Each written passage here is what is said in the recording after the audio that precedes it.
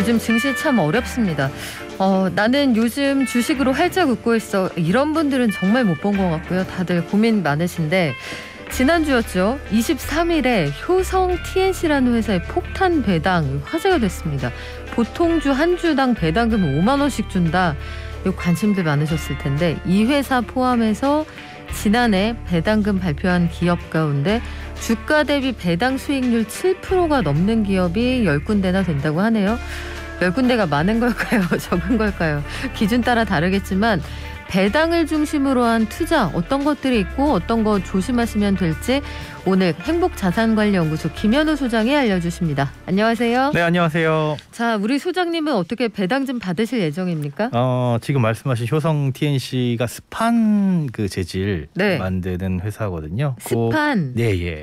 그 레깅스 원단을 만드는 곳이군요. 그렇죠. 네. 저도 그 회사의 주식을 갖고 있었는데 네. 야, 그럼 김현우 소장 좋겠다. 하실 필요는 없는 게 네. 이게 가장 가격이 비쌌을 때는 90만 원이 넘어갔었습니다. 그렇군요. 근데 지금 이게 40만 원대로 떨어졌어요. 네. 예, 저 미끄러지는 와중에 사가지고 손해가 큰데 그래도 배당을 조금 받으니까 좀 속쓰림이 좀 덜한 그렇게 보시면 됩니다. 물론 이제 가격이 많이 빠졌을 때 이걸 사셨다고 한다면은 진짜 10% 정도 되는 배당 수익률을 거둘 수가 있는 건데 그렇다고 해서 지금 이걸 검색하셔가지고 나도 배당금 좀 받아볼까라고 안 하셔도 되나요? 그쵸, 주인공은 될 수가 없습니다. 왜요? 이 배당금을 지급해주는 기준일이 12월 마지막 거래일에 주주 명부에 등록이 되어 있어야 돼요. 네. 그러니까 쉽게 얘기하면 12월 28일에 이 주식을 쥐고 있으셨어야 됩니다. 그러니까 그런 분들한테만 이 배당이 지급되기 때문에 요거는 이제 막차는 떠났고요. 근데 이게 지금 파격적인 게 뭐냐면 이 회사가 2020년 재작년 기준으로 그러니까 작년에 배당금을 준 거는 5천 원 정도를 줬었어요. 네. 근데 이게 지금 10배 가까운 10배가 되는 주당 한 주에 5만 원씩 주겠다고 해가지고 지금 시장에서는 굉장히 화제가 되고 있는 겁니다. 화제가 될 만하기는 한데 이 회사는 갑자기 왜 이렇게 후하게 주는 겁니까? 돈을 많이 벌기는 많이 벌었어요.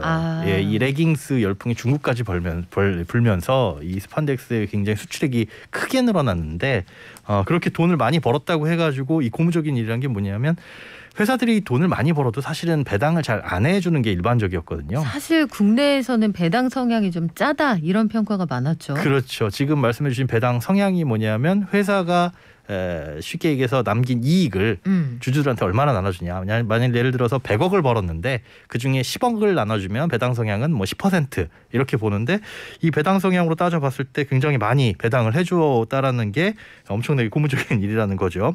이런 배당이 높아지는 회사들이 좀 많이 늘고 있어요. 네. 24일에 한국예탁결제원 증권정보포탈에 따르면은 2021년 배당금 발표한 기업 중에서 시가 배당률, 그러니까 현재 주가 대비 배당 수익률, 지금 주가가 10,000원이다. 그런데 7%가 넘는 기업, 그러니까 현재 주가가 10,000원인데 7%인 700원 이상 배당하는 기업, 이런 기업이 10곳. 사실은 야, 그거 7% 배당해 주는 게 많이 해주는 거야? 라고 한다면 사실 갸우뚱이에요. 그런데 우리나라 기업의 성향으로 봤을 때는 굉장히 이례적인 일이다. 거의 폭탄 배당이라고 불릴 정도니까 배당을 꽤 많이 해주는 기업들이 많이 늘어나고 있습니다. 이건 뭐 기사들을 간단하게 검색만 해보셔도 꽤 눈에 띄는 기업들이 많이 있으니까요. 그러니까 과거에 비해서 많이 배당이 늘어났다. 그런 성향이 늘어나고 있다 이렇게 보시면 되죠. 배당률을 보면 8% 9%에서 13.5%까지 가는 그런 회사들도 있던데 네, 그렇습니다. 이 회사들이 갑자기 돈을 잘 벌게 된 건 아니거든요. 네네. 그러니까 꾸준히 수익이 좀 늘어왔던 회사들인데 맞습니다. 갑자기 이렇게 배당을 확 늘려서 주는 이유가 뭡니까? 네, 뭐 회사 문 닫으려고 그러는 건 아니고요. 주주환원 정책이죠. 사실 주주들에게 가장 좋은 소식은 이렇게 배당을 많이 해주는 것, 그리고 자사주를 소각하는 것. 그러니까 주식 수를 줄이게 되면 내 주식의 가치는 올라가니까 네. 이 두 가지라고 볼 수 있는데 거의 이제 주주들한테 우리 주식을 계속 들고 있어 주세요라고 보내는 이제 러브콜일 수도 있는 거고, 또 한 가지는 이렇게 배당을 높이는 게 이 공매도를 줄이는 효과를 발휘할 수 있는 2차적인 효과가 발생을 합니다. 우리 공매도를 굉장히 이제 개인 투자자들은 싫어하시는 분들이 많잖아요. 그렇죠. 주식이 비쌌을 때 이 주식을 그냥 팔고 나중에 싼 값에 주식을 사서 갚으면 되는 거니까. 예를 들어서 나는 지금 주식이 하나도 없는데 A라는 기업의 주가가 지금 100만 원이다. 근데 이 100만 원이라는 주식의 주가가 떨어질 것 같아 라고 생각을 하면 이 주식을 지금 빌려다가 친구한테든 누구한테든 시장에서 빌려다가 10주를 팔고 나중에 이 주식의 주가가 떨어졌을 때 싸게 사다가 갚으면 되는 게 공매도거든요. 그러다 보니까 매도 물량이 늘어나고 시장에서 주식을 끌어내리는, 주가를 끌어내리는 효과가 있어서 이 공매도에 대해서 반대하시는 분들이 굉장히 많은데, 여기에 어떤 긍정적인 영향을 미치게 되냐면 이 공매도를 통해서 팔았던 주식을 이제 갚아야 되는 입장에서는 그냥 주식만 사서 갚으면 되는 게 아니라 이렇게 정해진 배당금까지 포함해가지고 갚아야 됩니다. 즉 효성 TNC를 예를 들자면 네. 60만 원 정도의 주식을 샀다가 한 50만 원 정도에 팔았다. 그러니까 50만 원 정도에 사서 갚는다라고 생각을 했을 때는 차익이 꽤 많이 남는 것 같잖아요. 네. 그런데 주당 5만 원 정도의 배당금까지 포함해서 갚아야 되다 보니까 실질적으로 수익이 굉장히 줄어들게 되는 겁니다. 오히려 이제 손해가 발생할 수도 있고요. 그래서 특히나 효성 TNC 같은 경우에는 2020년에 배당 수익률이 2.5%였어요. 그러니까 이걸 근거로 그래 주가가 떨어져도 2.5% 정도 배당금 포함해서 갚는다 치면 한 4, 5%만 먹고 나오면 되겠다라고 판단을 해서 그 정도 주가로 싸게 사서 갚을 거였다면 10% 넘게 이제는 배당금을 갚아야 되니까 손해가 크게 발생을 하는 거죠. 그러면 아무래도 공매도를 하려는 그 어떤 시도 같은 게 좀 줄어들겠네요. 그렇습니다. 그래서 기존에도 이 헤지펀드, 보통 이제 펀드에도 공매도를 하긴 하는데 여기에서 공매도를 할 때는 이렇게 배당을 많이 해주는 고배당주들은 좀 꺼렸었거든요. 그런데 지금처럼 이렇게 배당을 많이 해주는 회사들이 늘어나게 되면 아무래도 전체적인 공매도가 시장에서 조금 줄어들 수 있는 영향도 기대를 해볼 수가 있는 거죠. 뭐 회사마다 여력이 좀 다르긴 하겠습니다만 말씀하신 것처럼 돈을 좀 벌었다라고 네. 하면 배당 성향을 높인다고 치면 이 공매도로 주가가 좀 빠지는 거 이런 시도도 좀 줄일 수가 있으면서 예. 충성된 주주도 확보를 할 수가 있으니 회사 이미지도 굉장히 좋아지겠죠. 그렇죠. 아무래도. 일단 좋아 보이는데 네네.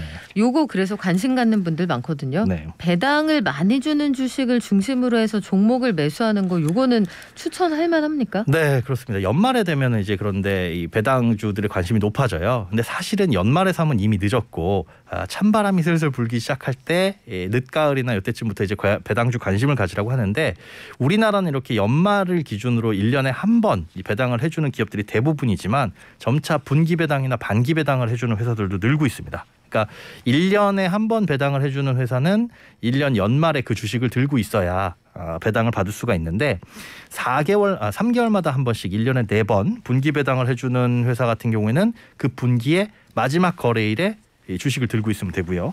1년에 2번 반기 배당을 하는 회사 같은 경우에는 해당 반기 마지막 거래일에 들고 있으면 되거든요. 그러니까 아직 다 끝난 것은 아닙니다. 그러니까 반기 배당이나 분기 배당을 하는 회사들을 찾아가지고 그 주식을 매수하게 되면 아직까지 남아있는 앞으로의 배당을 받을 수도 있다. 이렇게 생각하시면 되죠.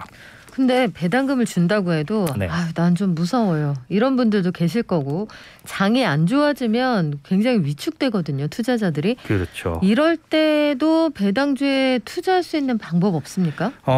간접적으로 투자할 수 있는 방법이 크게 두 가지입니다. 배당주 펀드 아니면 배당주들을 모아놓은 ETF에 투자를 할 수가 있는데 배당주 펀드 같은 경우에도 이렇게 이 반기 배당이나 분기 배당, 연간 배당 이런 것들을 염두해가지고 주식을 사고 팔고 하지만 우리가 기본적으로 봤을 때 주식에 투자한다라고 봤을 때는 이 낮은 가격에 사서 높은 가격에 사는 이 차익을 거두는 게 실제 목적이잖아요. 배당주 펀드라고 하더라도 자산운용사의 펀드 매니저들이 그런 노력들은 계속하고 있습니다. 거기에 플러스 배당을 많이 해주는 주식 위주로 사모으는 게 이런 배당주 펀드거든요. 그러니까 기본적으로 주식 매매 차익을 거두면서 플러스 알파를 노릴 수 있다. 이게 배당주 펀드라고 보시면 되고 배당주들을 담는 ETF도 마찬가지예요. 그러니까 배당으로 인한 수익들을 많이 거두는데 이 ETF가 담고 있는 종목들은 배당을 많이 해주는 주식을 담고 있다. 이렇게 보시는 거지 주로 배당을 통해서 수익을 낸다라는 개념하고는 조금 거리가 있습니다. 네, 배당이라고 하면 네. 사실 미국 영화에서 많이 봤거든요. 그래서 이 배당으로 뭐 부자 됐다 이런 스토리가 있는 영화들도 제법 되는데 네. 미국에서는 배당 성향이 좀 후한 편이죠. 맞습니다. 미국 주식 같은 경우 뭐 ETF나 이런 것들을 보면 연간 배당 수익률이 뭐 10%가 넘는 것들이 많이 있어요. 물론 이제 확정적으로 계속 그렇게 지급해 주진 않지만 과거에 이 배당 수익률을 보면 그렇거든요. 심지어 그 배당을 1년에 한 번 하는 게 아니라 분기 배당을 하거나 아니면 월 배당을 해주는 주식들도 많이 있습니다. 네. 미국의 이제 S&P 500 지수라고 미국의 대표 업종 500개를 모아놓은, 그러니까 우리나라의 코스피 200 하면은 코스피 시장에 200개 업종을 모아놓은 거잖아요. 대표 업종을.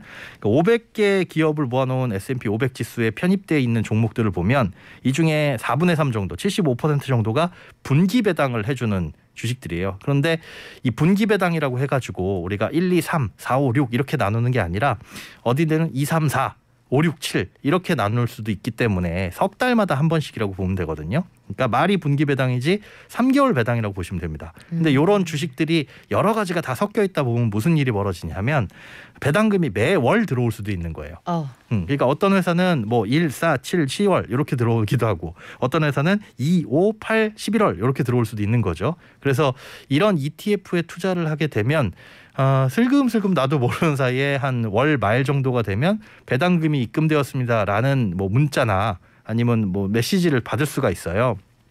저도 이런 이제 ETF들 몇 가지를 갖고 있는데 재미난 건 얼마 큰 돈은 안 되더라도 그래도 꾸준하게 뭔가 내 주식이 돈을 벌고 있구나 라는 생각들도 들 수 있고요. 요것들을 늘려가게 되면 실질적으로 월 소득을 늘릴 수 있는 효과들도 있어서 이런 ETF들만 꾸준하게 사모으시는 이 투자자분들도 계십니다. 현금 흐름을 계속 만들고 그렇죠. 늘린다. 이른바 월세 받는 주식이다. 이렇게 이해할 수도 있겠습니다만 네.